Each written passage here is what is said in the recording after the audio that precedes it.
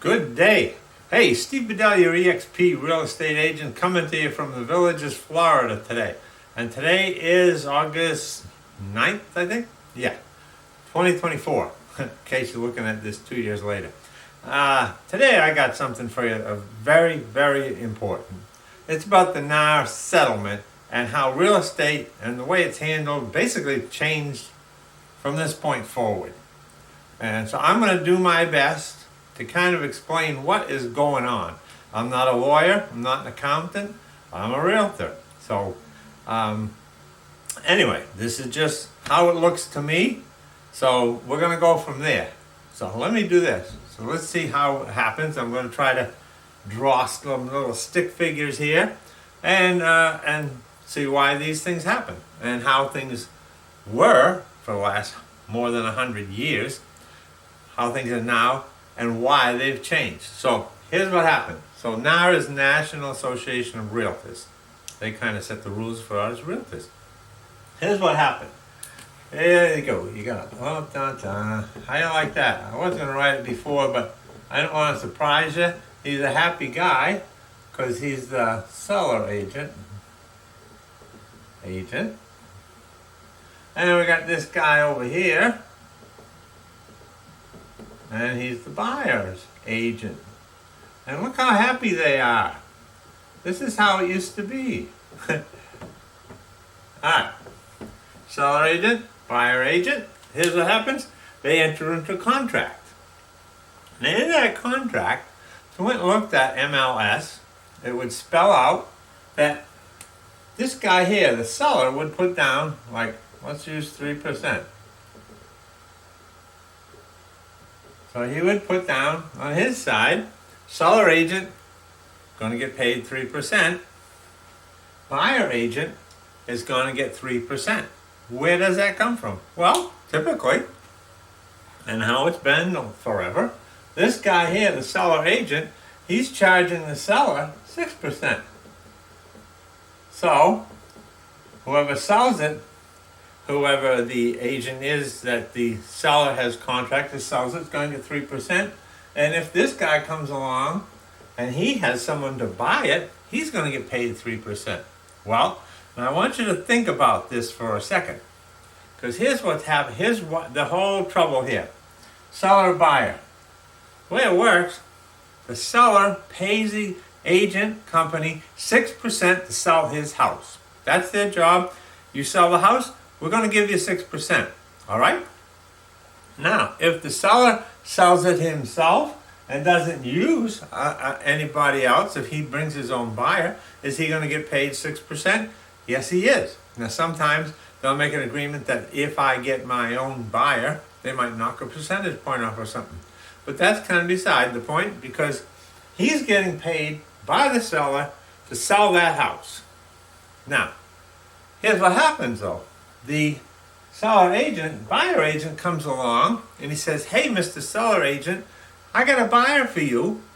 And the seller says, okay, if you supply me with a buyer, I'm going to pay you 3% out of my 6% commission. And everybody shakes hands, does the deal, closes, gets paid, and they go off happy. Now, what's happened now? Well, here's the deal. And that's just exactly how it works. But the sellers all over the place had this big lawsuit saying, hey, I'm a seller. I just sold my house for 6%. I paid my agent 6%, but I paid for the buyer agent also. So my selling agent got 3%, and the buying agent got 3%. Why am I paying for the buyer's agent? Shouldn't the buyer be paying for his own agent? That's where the crux of the problem lies. All right? So a whole bunch of sellers got together, and of course lawyers love this stuff. They get a big class action lawsuit. They sued the Association of Realtors, and they won. Now, we were watching it, and quite honestly, we didn't think that the lawyers for the NAR did that great a job. And then they said they were going to appeal it. So we figured that would take another year or so, but bang, they did it. So here we are, in any case. So that's what happened. So now, okay, so that's then. what's happening now? It's not like that anymore. You go look. I should have brought something.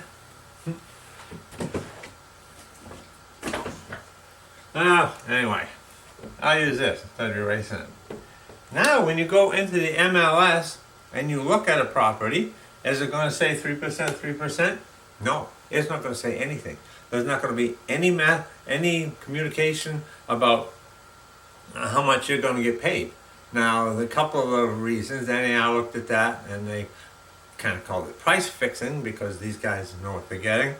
I don't know. Is it price fixing when a realtor can charge 3%, 4%, 5%, 6%, 7%, 8%? They can charge anything they want. Now, in this instance that I gave you too, this guy said, I'm going to give 3% to you for selling the house. Does he have to? No. He could have given them 2%. Did it happen very often? No, but it did, and I've seen it. So another reason they don't want to post these fees up is because the lawyers were saying that if you've got two houses, this one's 300,000, this one's 300,000, right? So here we got house A and B, 300, and this is 300. So there we go there. We got 300,000 and 300,000. But when you looked in the MLS, at least this is what they say. This one is saying 3% for the buyer. This one is saying 1.5%. So they're saying, the realtors are looking at this and saying, hey, this house is paying 3%. So I'm going to show this house. This house is only paying 1.5%. I'm not showing that. Well, here's the deal. Is that possible that realtors would do that? Yes. But no realtor worth his salt, nobody I even know as a realtor would do that. That's not saying there aren't some that aren't, but maybe I would expect it's a super small percentage. But anyway, that's what they're saying. Say, hey, let's go sell the 3% and we're going to ignore the 1.5% for our clients. No, realtors work for the benefit of their client. This is besides the point. Anyway, now we got all that kind of sorted out, right? Well, here's what's going to happen now. Here, now we have a buyer's contract. You know how you sign a listing agreement with the seller? He's got to sign a listing agreement. Now, here's the buyer stuff over here. They got to sign a listing agreement. When you list your house, you sign an agreement. You say, I'm going to pay 6%, 5%, whatever it is. It's not fixed, remember? Everything is negotiable in a real estate contract. Well, let's say we got this guy here, and he signs a listing agreement, and he lists the house at 6%. All right? So when the house sells, the seller is going to pay 6%. Right? Except now, they might say, this guy here, okay, this guy over here, now the buyer agent, now the buyer's agent has to sign a contract with the buyer. He says, you're using me as your agent. It's a contract. You're not allowed to use any other agents. That causes a lot of issues, and you can even sign a one-day contract if you want, if you just want to go look at a house or something. But anyway, we have to sign as a buyer agent now. We have to sign an agreement, and we have to say, hey, you know that 3% that the seller used to pay us? That's gone away. You're going to have to pay us now. Now think about that for a sec. Especially first-time home buyers, you think that's going to be a big obstacle? Oh yeah. VA buyers, low down payments, 3%, that kind of thing. Is that going to be an obstacle? You better believe it is. Is this helping buyers? I don't think so. But in any case, now, here's what's going to happen. I just sent a contract. I'm working with a buyer. Just made an offer this morning. What we did in the offer, we would say, the seller is requesting 3% in concessions. So what does that mean? We are asking the seller to pay the buyer, not the realtor, not the buyer's realtor, the buyer 3% at closing.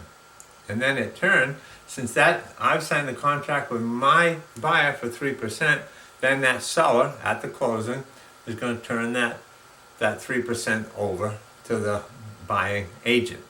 A little different, a little convoluted, but that's how it is now because that's how it's going to work. Now, does this seller have to do that? No, he doesn't.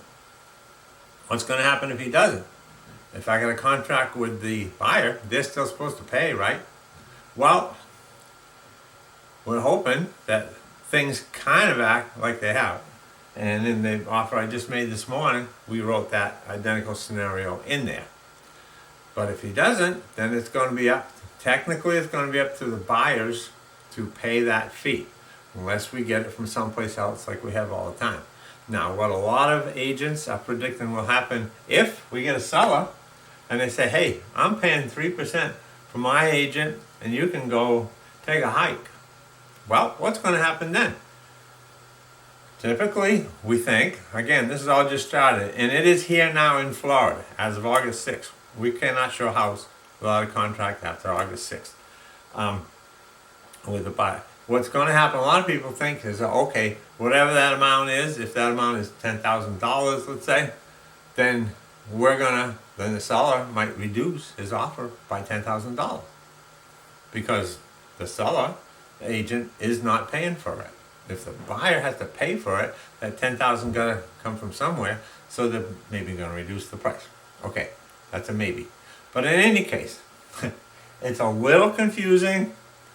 I hope this helps. Let me just see if I help. I'm looking at little notes here to see if there's anything I left out. And I think I covered everything I wanted. I hope it wasn't too confusing for you. And I hope you understand the world of real estate has changed now. And I don't think it's for the better, but we'll see what happens because there's nothing I can do about it. I just work here. So with that, thanks for watching. Don't forget to subscribe. Don't forget to like. And I always forget, if you need a realtor, of course I'm a realtor in the Villages, please, I hope you call me, of course, and I'm going to help you. But let's say you need if you need a realtor in Texas, if you need a realtor in Montana, if you need a realtor any place, I'm with EXP. We are everywhere. We have great agents, and I know who they are. You want to find a great agent wherever you are, contact me. I will put you in touch with a humdinger first-class agent, and you're going to love it. Okay? Alrighty, that's it for today, and we'll talk next week. Until then, and enjoy yourself, and I hope this made sense to you. Bye now.